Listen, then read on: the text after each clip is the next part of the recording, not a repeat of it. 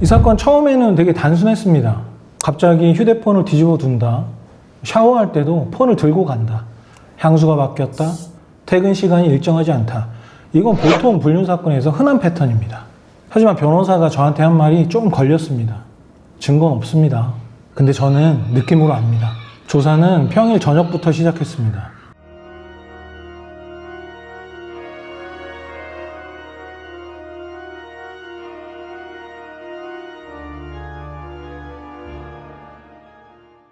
안녕하세요. 솔로콤즈 119 탐정센터입니다.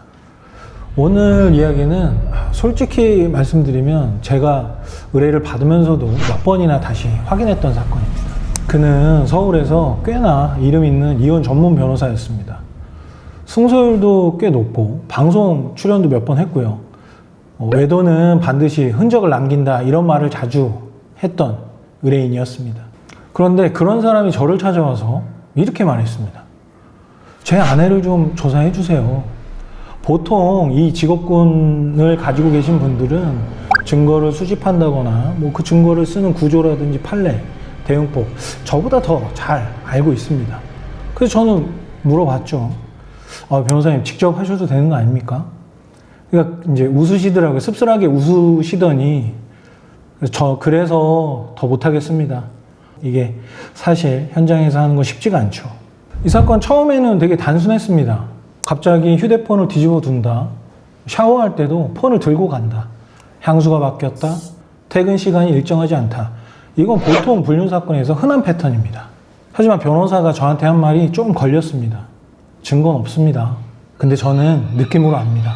조사는 평일 저녁부터 시작했습니다. 이분의 아내분은 평범한 직장인이었어요. 대기업은 아니지만 안정적인 회사. 사건 초반에 출퇴근 외에는 특이사항이 없었습니다. 근데 조사 중반, 퇴근 후에 차를 타고 평소와 다른 방향으로 이동을 하는 거예요. 호텔도 아니고 모텔도 아니고 도착한 곳은 주상복합 오피스텔. 엘리베이터 앞에선 남성이 기다리고 있었습니다. 이 모습이 너무 자연스러웠어요. 처음 만나는 사람은 특유의 그 어색함이나 이런 거리감이 있는데 이 둘은 그렇지 않았죠. 손을 잡지도 않고 포옹도 없었습니다. 그런데 그 눈빛이 달랐습니다. 이 일을 하다 보면 느낌이 옵니다. 쟤는 처음이 아니구나. 두 사람은 같은 층에서 내렸고 같은 곳으로 들어갔습니다.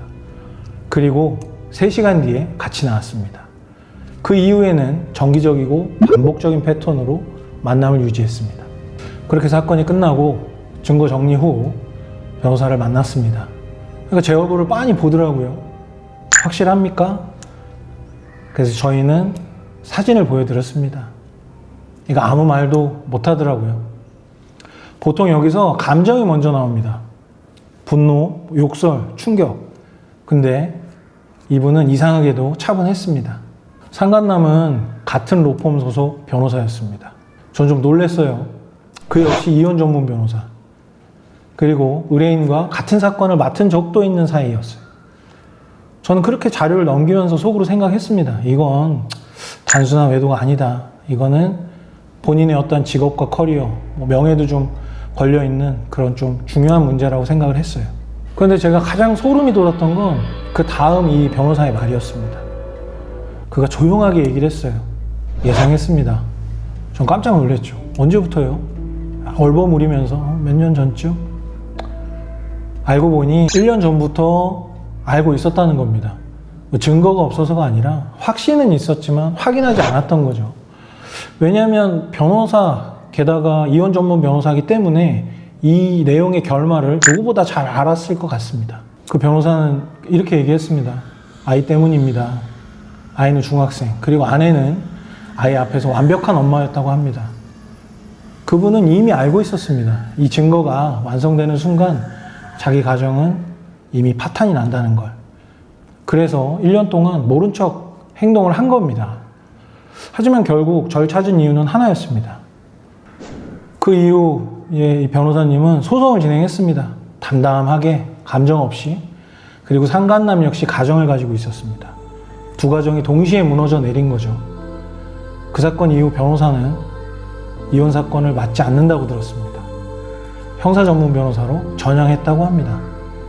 이 일을 하면서 제가 느끼는 건 직업이 사람을 지켜주지 않는다는 겁니다. 이혼 전문 변호사도, 탐정도, 부부 심리 상담을 잘하는 상담가도 자기 일이 되면 한없이 무너집니다. 외도 사건에서 가장 무서운 건 배신이 아닙니다. 이미 알고 있으면서 확인하는 그 순간입니다. 오늘 이야기는 여기까지입니다. 혹시 지금 확인해야 할지 모른 척 해야 할지 고민하고 계신 분이 있다면 선택은 증거보다 먼저 마음이 준비됐는지부터 확인하시길 바랍니다. 다음에도 제가 했던 사건 중에 기억에 남는 사건으로 한 번 더 찾아뵙겠습니다. 감사합니다.